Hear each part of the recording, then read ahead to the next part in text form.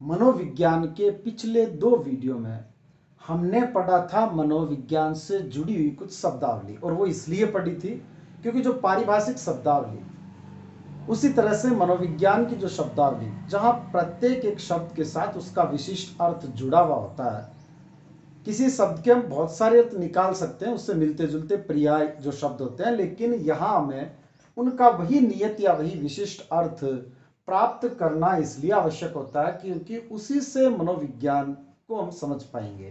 तो आइए देखते हैं। सबसे पहले हमने पिछले वीडियो में पढ़ा था एक शब्द संज्ञान, और संज्ञान का अर्थ होता है, चूंकि इसमें मूल शब्द है ज्ञान, सब उपसर्ग लगा है, तो ज्ञान प्राप्त करने की, क्योंकि मनोविज्ञान में रीट के अंदर एक टॉपिक का वृद्धि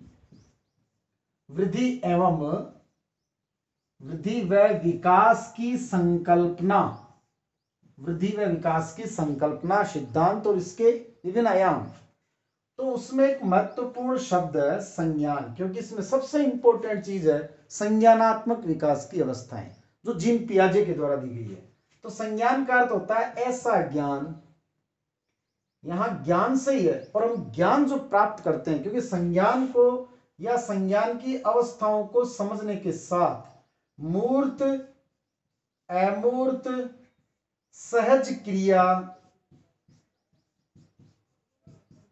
इसी तरह से स्थूल क्रियाएं, स्थूल क्रिया, जीववाद, इन शब्दों को समझना आवश्यक है। तो इन शब्दों को समझते ही हम संज्ञानात्मक विकास की जो जीन पियाजे के द्वारा दी गई अवस्थाएं हैं उनको हम समझ पाएंगे। संज्ञान शब्द का अर्थ है कि आप जो ज्ञान प्राप्त कर रहे हो उस ज्ञान को तार्किक चिंतन, तो तार्किक चिंतन के माध्यम से किसी समस्या का हल ढूंढना, या यूं समझे तार्किक चिंतन के माध्यम से ज्ञान प्राप्त करना, और वो हो जाएगा संज्ञान। ज्ञान और संज्ञान में ये अंतर है। तो ज्ञान और संज्ञान में ये जो अंतर है कि तार्किक चिंतन के माध्यम से ज्ञान प्राप्त करना। आइए एक छोटा सा एग्जाम्पल देखते हैं। एक बच्चा, जो छोटा सा बच्चा है, और उसने ये पता लगाया कि ये जो अंगारा है ये बहुत गर्म है, और किसी अंगारे को देख करके हम भी पता लगा लेते हैं कि ये बहुत गर्म है, लेकिन बच्चे ने अंगारे को लाल देख करके ये पता नहीं लगाया कि ये गर्म है। उसने तो जब तक हाथ नहीं लगाया, एक माँ अपने बच्चे को जब वो खाना पका रही होती है वो घुटनों के बल चलता है, और दूर कहीं पर उसने अंगीठी या सिगड़ी जिसको हम बोलते हैं वो जला रखी है, वो उसके पास जाता है, वो उसे उठा करके वापस लाती है, फिर पास जाता है, फिर वो उठा करके लाती है। जब तक वो उस अंगारे को हाथ नहीं लगाएगा तब तक उसके समझ में नहीं आएगा कि ये गर्म है। दूसरी बार बच्चा किसी भी सूरत में उसके पास नहीं जाएगा। लेकिन हम जब किसी अंगारे को, आप खुद अनुमान लगाएं, किसी भी तपते हुए लोहे को देख करके, भले ही हमारे सामने गर्म नहीं किया गया हो, लेकिन उसको देख करके हम अनुमान लगा लेंगे ये गर्म है, इसके हाथ नहीं लगाना है, क्योंकि देखिए कितना लाल है। तो केवल लाल को देख कर, लाल तो कपड़ा भी होता है, लेकिन उस लाल का जो वो लाल रंग है वो कुछ अलग ही प्रकार का होता है, तो उसका हम सहज अनुमान कर लेते हैं। तो पता हमने भी लगाया, पता बच्चे ने भी लगाया, लेकिन बच्चे ने तब तक पता नहीं लगा पाया वो जब तक उसने अपनी अंगुलियों से, अपने हाथ से स्पर्श नहीं किया। उसके ज्ञान का तरीका अलग है और हमारे ज्ञान प्राप्त करने का तरीका अब अलग हो गया। यही विकास की जो संज्ञानात्मक विकास की अवस्थाएं हैं उनको परिभाषित करते हुए जीन पियाजे ने कुछ बातें कही है, और उन बातों को समझने के लिए हमें इन शब्दों को जानना आवश्यक है। तार्किक चिंतन, हम चिंतन करते हुए ज्ञान प्राप्त करते हैं। ये लाल है, इसमें से कुछ हल्की हल्की सी वाष्प जैसी भी कुछ वो हवा जो है, वो धुआं जो है वो उठ रहा है, तो हम ऐसा चिंतन करके पता करते हैं ये लाल है, ये गर्म है। लेकिन बच्चा इस तरह से चिंतन नहीं करता। विकास की, संज्ञानात्मक विकास की जिन 4 अवस्थाओं के बारे में याद रखना है कि ये सिद्धांत दिया था जीन पियाजे ने। और जो प्याज होता है, ये प्याज इस तरह से कुछ होता है, और उसके 4 भाग करने हैं। प्याज के कितने भाग करने हैं? 4। तो इस तरह से याद रखने हैं कि जीन पियाजे ने संज्ञानात्मक विकास की अवस्थाएं 4 बताई है। और जीन पियाजे ने प्रश्न पूछा जाता है, अवस्थाओं के स्थान पर जीन पियाजे ने अवधि नाम दिया है, अवस्था शब्द काम में नहीं लिया है। तो ये प्रश्न भी कई बार पूछा जा सकता है कि किन्होंने या जीन पियाजे ने अवस्था के स्थान पर निम्न में से क्या शब्द काम में लिया है। तो आइए देखते हैं तार्किक चिंतन क्या होता है, इस पर भी अपन चर्चा करेंगे कि तार्किक चिंतन क्या होता है। सबसे पहले देखिए मूर्त और अमूर्त, सभी भाववाचक संज्ञाएं अमूर्त होती है, ये हिंदी में भी पढ़ते हैं।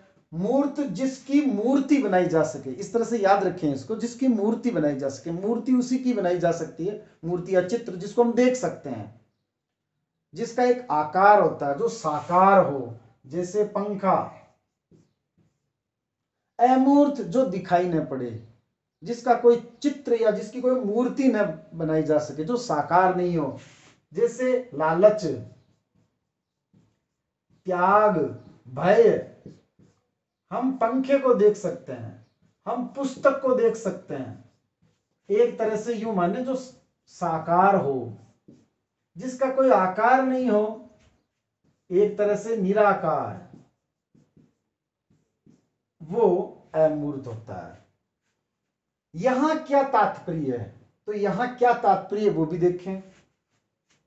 एक बच्चा, जो गाय, जब घर के बाहर गाय आई, कई बार गाय को लाठी लेकर के उसकी मां जब उस गाय को भगाती है, उसने देखा। दूसरे दिन भैंस आई और उसने जो ही भैंस को देखा या कुत्ते को देखा, वो लाठी लेकर आया। और उसने, क्योंकि उसने चिंतन तो किया है कि गाय को जब लाठी से हाँका गया, उसे भगाया गया, तो कुत्ता भी संभवतः लाठी से भाग जाएगा। ये उसका किस तरह का चिंतन है? ये है मूर्त चिंतन। कुत्ते को लाठी से भगाना, केवल कुत्ते को लाठी से भगाना उसका चिंतन नहीं है, गाय को लाठी से भगाते हुए देख करके कुत्ते को लाठी से भगाना कि ये भाग जाएगा, क्योंकि गाय भी भाग गई थी, ये उसका मूर्त चिंतन है। अब ये बताएं आप कि एक बच्चा जो स्कूल में गया और उसको 3 बच्चों ने पीटा, उसने घर आकर के इसलिए नहीं बताया क्योंकि पिताजी को या मां को बड़ी पीड़ा होगी, उनको दुख होगा कि आज हमारे बेटे को 3 बच्चों ने मिलकर के बुरी तरह से पीटा। वो केवल इसलिए नहीं बता रहा है क्योंकि ऐसा सुनकर के मां को बहुत पीड़ा होगी, मां को बहुत तकलीफ होगी। इसकी एक उम्र होती है, बच्चा जो 7 वर्ष से पूर्व की उसकी उम्र होती है, वो इस तरह का चिंतन नहीं करता है।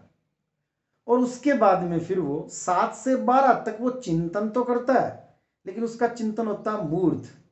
ये दुख होगा पिताजी को, या मुझे त्याग कर देना चाहिए अपने भाई के लिए, ये अमूर्त चिंतन होता है। और ये अमूर्त चिंतन ये होता है कि पिताजी को दुख ना हो, जिससे हम सहानुभूति कहते हैं, जिसे हम संवेदनाएं कहते हैं, ये सब चिंतन जो वो करता है, ये अमूर्त चिंतन कहलाता है। तो आगे अपन देखेंगे सहज क्रिया क्या होती है। सहज क्रिया होती है, एक बच्चा स्पर्श करता है, वो किसी चीज को फेंकता है, यानी फेंकना, किसी चीज को झपट करके उसे प्राप्त करना चाहता है, या वो किसी चीज को चूसना, जैसे वो अंगूठे को चूसता है, ये सब सहज क्रियाएं हैं। इन क्रियाओं को सहज क्रिया कहा जाता है। स्थूल क्रिया, स्थूल का मतलब बड़ी क्रियाएं। क्रिया शब्द का क्या अर्थ होता है, इस परिप्रेक्ष्य में उसको भी हम अभी समझेंगे। स्थूल क्रिया का मतलब बड़ी क्रियाएं। स्थूल का विलोम शब्द होता है सूक्ष्म, और सूक्ष्म यानी छोटी। अब छोटी और बड़ी का मतलब न तो आकार से है, न इनके किसी समय लगने से संबंधित है। स्थूल और सूक्ष्म का यहां पर अर्थ है, स्थूल जो दिखाई पड़ती है, मूर्त, ये सभी, जैसे ये स्थूल क्रिया है, लेकिन सूक्ष्म क्रिया वो ये होगी। जीववाद, इसी को कहा जाता है सजीववाद।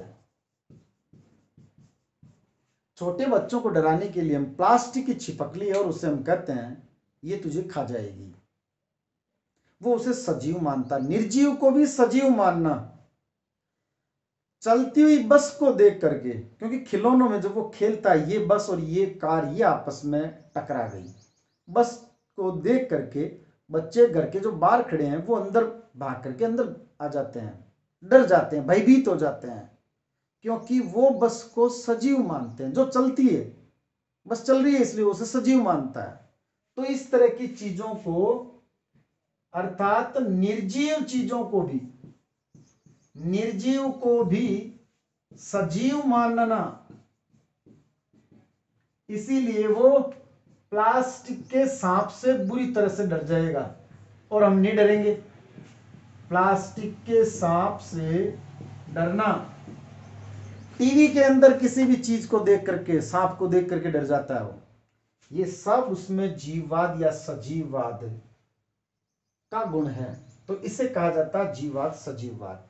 वापस देखें, मूर्त जो जिसकी मूर्ति हो जो दिखाई पड़े, अमूर्त जो दिखाई नहीं पड़े, सहज क्रिया जो स्वाभाविक क्रिया होती है, चूसना, रगड़ना, फेंकना, स्थूल क्रिया जो बड़ी क्रिया है अर्थात जो मूर्त जो दिखाई पड़ती है, और जीववाद निर्जीव को भी सजीव मानना। एक बार इसका स्क्रीनशॉट लें, फिर आगे हम संज्ञानात्मक विकास की अवस्थाओं को पढ़ते हैं।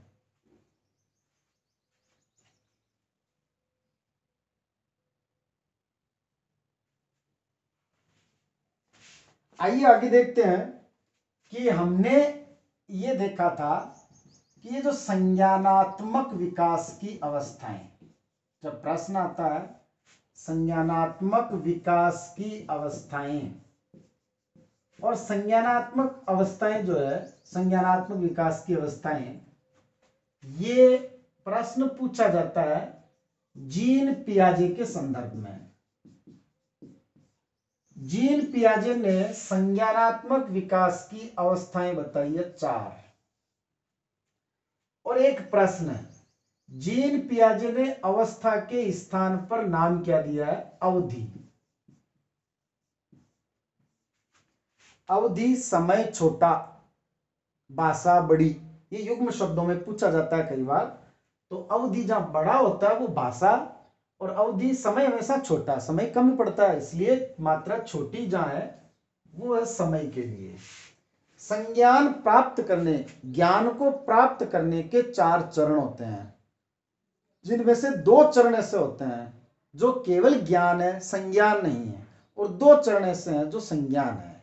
क्योंकि संज्ञान का अर्थ, अब आपको क्या समझना है, जीन पियाजे ने संज्ञान का अर्थ, पियाजे ने तार्किक क्रिया से लिया है। संज्ञान का अर्थ पियाजे ने तार्किक क्रिया से लिया है, ऐसी क्रिया जो तार्किक हो, अर्थात ऐसी क्रिया जहां किसी तार्किक चिंतन को करते हुए से करता है कोई बालक, वो है संज्ञान। और ये कब करता है? संज्ञान जो तार्किक चिंतन है, एक बच्चा जब 1 वर्ष का, 3 वर्ष का, 4 वर्ष का होता है, उस समय वो तार्किक चिंतन नहीं करता है। इसका मतलब वो संज्ञान को प्राप्त करने से पूर्व की अवस्था है, जहां धीरे धीरे वो संज्ञान की ओर बढ़ रहा है। तो इसमें हम देखते हैं ये 4 अवस्थाएं कौन कौन सी है। नंबर 1 इंद्रिय, क्योंकि ध्यान ये रखना है, पियाजे का मतलब है प्याज, जो मैंने पहले बताया था, पियाजे का प्याज, उसके 4 भाग करने हैं। इस तरह से याद रखें, जीन पियाजे ने संज्ञानात्मक विकास की अवस्थाएं 4 बताई है, और उन्होंने अवस्थाओं की जगह अवधि शब्द को काम में लिया, अर्थात जैसे इंद्रिय गति अवधि। पहली जो गति है वो है इंद्रिय गति अवधि। नंबर 2 पूर्व क्रिया अवधि। अब यहां इस शब्द को समझें, पूर्व क्रिया अवधि। अब देखें आप, अवधि शब्द आ रहा है, पूर्व क्रिया, इसका मतलब क्रिया करने से पूर्व। तो क्या वो इससे पहले क्रिया नहीं करता है क्या? इस समय क्रिया नहीं करता है, पूर्व क्रिया अवधि का मतलब क्रिया से पहले की। तो क्या इस समय क्रिया नहीं करता वो पानी नहीं पीता, खाना नहीं खाता, इधर उधर दौड़ता नहीं है, चलता नहीं है, या इंद्रिय गतिविधि, क्या इस समय वो क्रिया नहीं करता। लेकिन यहाँ क्रिया से अर्थ क्या है, तो इसी बात को समझना है। यहाँ क्रिया का अर्थ क्या है, जो मैंने आपको बताया था, संज्ञान। इसका मतलब ये संज्ञान से पूर्व की अवधि है, संज्ञान की तरफ पहुंचने की अवधि है ये। फिर उसके बाद में यहां से देखो उसे संज्ञान आरंभ हो जाता है इसके बाद में, और यहां उसे, इसका नाम है मूर्त क्रिया अवधि। और इसी की जगह कई जगह नाम लिखा हुआ मिलता है स्थूल संक्रिया या स्थूल क्रिया अवधि, स्थूल संक्रिया की अवस्था। नंबर 4 अमूर्त क्रिया अवधि, अमूर्त क्रिया अवधि। तो अब आप देखें 4 मनोविज्ञान में जो संज्ञानात्मक विकास की अवस्थाएं, वो जीन पियाजे की चारों के नाम याद होने चाहिए। तीसरे और चौथे तो मूर्त और अमूर्त है ही। ये मूर्त से पहले की मूर्त क्रिया अवधि, तो जब नाम क्रिया आ गया तो इसका मतलब ये ठीक क्रिया से पहले की अवधि है, पूर्व क्रिया अवधि। और सबसे पहले इंद्रियों के माध्यम से जब वो ज्ञान प्राप्त करता है, वो इंद्रिय गति अवधि। वो केवल देख करके, सुन करके, छू करके ही उसे पता लगेगा ये कठोर है, ये गर्म है, ये कोमल है। ये इंद्रिय गति अवधि ये होती है जन्म से 1.5 वर्ष तक, और ये होती है 1.5 वर्ष से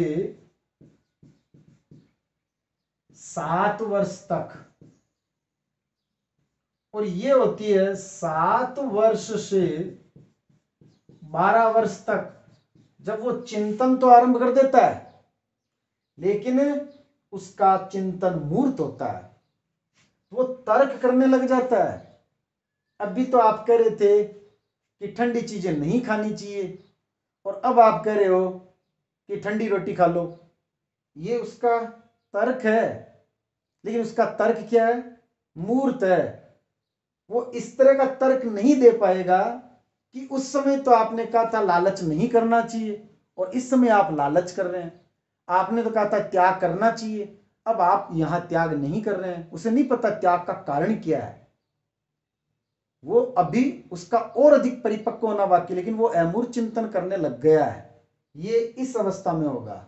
लेकिन इस समय मूर्त क्रिया जो अवधि है वो 7 से 12 वर्ष होती है, और अमूर्त क्रिया अवधि ये 12 से 18 या फिर 18 से आगे, क्योंकि ये तो अंत तक चलता रहता है, 18 या 18 से आगे तक। अब देखें जो पूर्व क्रिया अवधि होती है, क्रिया से पूर्व, क्रिया ये है मूर्त क्रिया, और क्रिया का मतलब है संज्ञान। तो संज्ञान से पूर्व की जो अवधि है, व्यक्ति को कोई भी काम करने से पूर्व किस चीज की आश होती है, वो आश होती है उसके परिणाम की। तो पूर्व क्रिया अवधि को फिर 2 भागों में बांटा हुआ है। किसकी आस होती है, यहां शब्द है आस। अब ये आ क्या है, से क्या है, एक बार आप इसका स्क्रीनशॉट लें, फिर आगे बढ़ते हैं। उस आस को हम थोड़ी देर बाद में समझते हैं। एक बार पहले हम समझ रहे हैं सबसे पहले इंद्रिय गति अवधि। इंद्रिय गति अवधि का मतलब है ऐसी अवधि, बालक का वह समय, क्योंकि इसको हमने माना था 0 से 1.5 वर्ष। हमारे मानने का मतलब है जीन पियाजे ने माना। हम मानने वाले कौन होते हैं, तो इंद्रिय गति अवधि, इंद्रियों के माध्यम से बालक का ज्ञान प्राप्त करना। और उसकी इंद्रियां किसे कहते हैं, इंद्रियां हम कहते हैं जैसे नाक है, कान है, या फिर आंखें हैं। इनके माध्यम से, नाक कान आंखों से ज्ञान प्राप्त करना। और ये ज्ञान क्या होता है, ये ज्ञान होता है जैसे वो स्पर्श करता है, और स्पर्श करके वो ये पता कर सकता है कि ये वस्तु कठोर है, कोमल है, गर्म है या फिर ये ठंडी है। इस तरह से वो पता करता है। या वो कान से सुन करके और वो पता करता है कि यह ध्वनि जो है वो मधुर है या फिर कर्कश ध्वनि है, ये भयप्रद ध्वनि है, इस तरह से। या फिर आंखों से देख करके कि ये चीज अच्छी है, सुंदर है या फिर बहुत कुरूप है, इस तरह का ज्ञान प्राप्त करता है वो इंद्रियों से। नंबर 2, मैंने एक लाइन खींची थी, 3 और 4 मूर्त और अमूर्त है।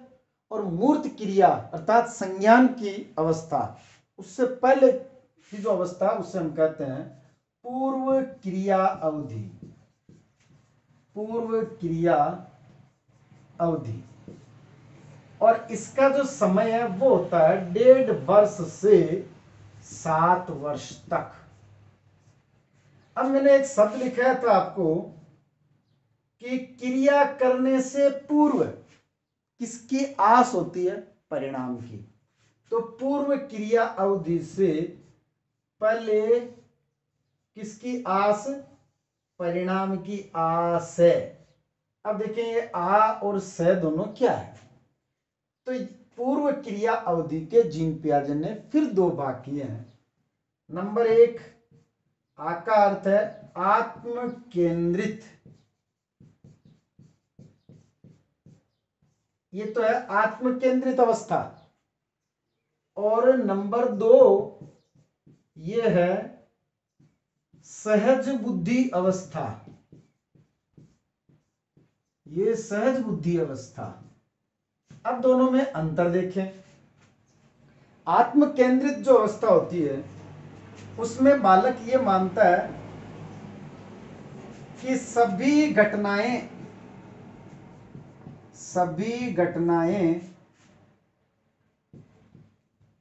स्वयं उसके लिए है। घर में जो चॉकलेट आई है वो किसके लिए? इस बालक के लिए। घर में जो आम लाए गए हैं किसके लिए? जो कूलर है वो किसके लिए है? वो इसी की तरफ होना चाहिए, ये मानता है। ये अवस्था है जो आत्म केंद्रित अवस्था, ये है 1.5 से 4 वर्ष तक।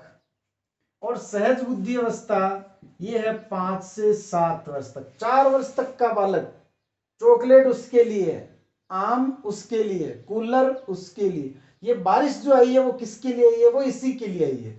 वो उसमें चाहे तो स्नान करेगा, नहीं चाहे तो वो नहीं करे। ये जो नल आ रहा है गर्मियों के दिनों में, जिसको वो पानी को वो गिराएगा, खूब उछालेगा उस पानी को, उस पानी में वो नहाएगा। जिस टब में उसको नहलाया जा रहा है वो उससे बाहर नहीं निकलेगा, क्योंकि वो केवल उसी के लिए। और कई बार बच्चे उस टब में पैर तक नहीं देते, अपनी उंगली तक नहीं देते हैं। तो वो खैर उनके उस समय कौन सी सीढ़ी चढ़ी हुई है वो उस पर डिपेंड करता है, लेकिन सारी घटनाएं इनके लिए है। इस समय बालक ध्वनि अनुकरण करता है। ध्वनि अनुकरण से तात्पर्य है ध्वनि की नकल। गाय बोल रही है तो उसके जैसे बोलने की कोशिश करेगा। और 1.5 वर्ष के बाद में ये स्पीड, ये गति बहुत तेज होती है। यदि कई बार हम कहते हैं इस तरह की ध्वनि या टुच की ध्वनि, उनको वो रिपीट करने का प्रयास करते हैं। ये होती है आत्म केंद्रित, जो 1.5 से 4 वर्ष तक की अवस्था होती है। इसके अलावा व्यक्तिगत, जो उसके व्यक्तिगत विचार, व्यक्तिगत उसकी आवश्यकताएं होती है, व्यक्तिगत आवश्यकताओं के इर्द गिर्द विचार, उसके विचार कहां घूमते हैं? हो सकता है नीचे आपको यहां नहीं दिख रहा हो, तो व्यक्तिगत आवश्यकताओं के इर्द गिर्द विचार, उसके जितने भी विचार हैं वो उसकी संपूर्ण, उसकी व्यक्तिगत जो आवश्यकताएं हैं उनके आसपास घूमते हैं। जो सहज बुद्धि है, सहज बुद्धि में उसकी जो मौखिक भाषा है उसका विकास होता है। मौखिक भाषा का विकास। और इसको सहज बुद्धि में क्यों लिया गया है? बोलना कौन सिखाता है? वो अनुकरण के माध्यम से स्वतः ही बोलना सीखेगा। किसी के वोकल सिस्टम में यदि कोई तकनीकी खराबी हो तो एक बात अलग है, बोलना कोई नहीं सिखाता, ये सहज बुद्धि से सीखता है बालक। तो मौखिक भाषा का विकास। इसके अलावा उसमें जो जीववाद का गुण आता है, और जीववाद क्या होता है इसको अभी पहले अपन ने देखा था। निर्जीव को सजीव मानना, निर्जीव को सजीव मानना, ये जीववाद है। और एक तीसरी और सबसे अच्छी विशेषता वो है काल्पनिक को वास्तविक मानना, काल्पनिक को वास्तविक मानना। परियों की कथाएं जब वो सुनता है तो उसे लगता है परियां होती है, कभी काश वो मेरे पास भी है, मुझे भी जादुई डंडा दे दे तो मैं संसार की, कुचामन की, नागौर की, राजस्थान की सभी जो चॉकलेटें हैं वो मेरे पास आ जाए। इस तरह से ये होती है सहज बुद्धि अवस्था में ये बातें, काल्पनिक को वास्तविक मानना, परियां होती है ऐसा वो मानता है। जो जो बातें पढ़ी उनको शीघ्रता से देखिए। संज्ञान का अर्थ होता है तार्किक चिंतन, और संज्ञान की वास्तविक जो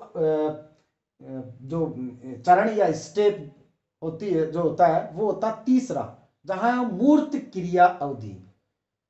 और फिर चौथा जो है वो अमूर्त। अंतर केवल ये होता है तीसरे में उसका संज्ञान मूर्त होता है, चौथे में उसका संज्ञान अमूर्त होता है। इसीलिए इसको पूर्व क्रिया अवधि कहा गया। इसका मतलब संज्ञान की जो अवस्था उससे पूर्व की। इसका अर्थ ये हो गया, संज्ञान का अर्थ जीन पियाजे लेते हैं क्रिया से। जीन पियाजे ने अवस्था के स्थान पर अवधि नाम दिया है। जीन पियाजे ने संज्ञानात्मक विकास की अवस्थाओं को 4 बताया है, जहां 0 से 1.5, 1.5 से 4, माफ कीजिएगा 1.5 से 7, 7 से 12 और 12 से आगे है। पहले का नाम है इंद्रिय गति अवधि, जहां इंद्रियों के माध्यम से वो मूवमेंट करते हुए और ज्ञान को प्राप्त करता है। और उसके बाद में है पूर्व क्रिया अवधि। इसका मतलब संज्ञान से पूर्व की या क्रिया से पूर्व की अवधि, अर्थात क्रिया संज्ञान को ही कहा गया है। तीसरा मूर्त क्रिया अवधि और चौथा है अमूर्त क्रिया अवधि। मूर्त क्रिया अवधि को ही स्थूल संक्रियात्मक अवस्था कहा जाता है। हम मूर्त और अमूर्त के बारे में अगले वीडियो में पढ़ पाएंगे, क्योंकि अंत तक केवल और केवल 5% लोग देखते हैं। ज्यादा बड़ा वीडियो लोग देखना कम पसंद करते हैं, इसलिए जो संज्ञानात्मक विकास की तीसरी और चौथी अवस्था उसको हम डिटेल से अगले वीडियो में पढ़ेंगे। यदि आपको लगता है मैटर कम है, मैटर ज्यादा है, छोटे लिखो, बड़े लिखो, मैटर और ज्यादा डालो और गहराई में जाओ, इस तरह की कुछ आपको जैसा लगता है रीड के पैटर्न के हिसाब से इससे गहरा नहीं आता है, फिर भी यदि आपको लगे तो आप कमेंट जरूर करें और उस तरह का मैटर भी फिर अवेलेबल करवाएंगे। धन्यवाद।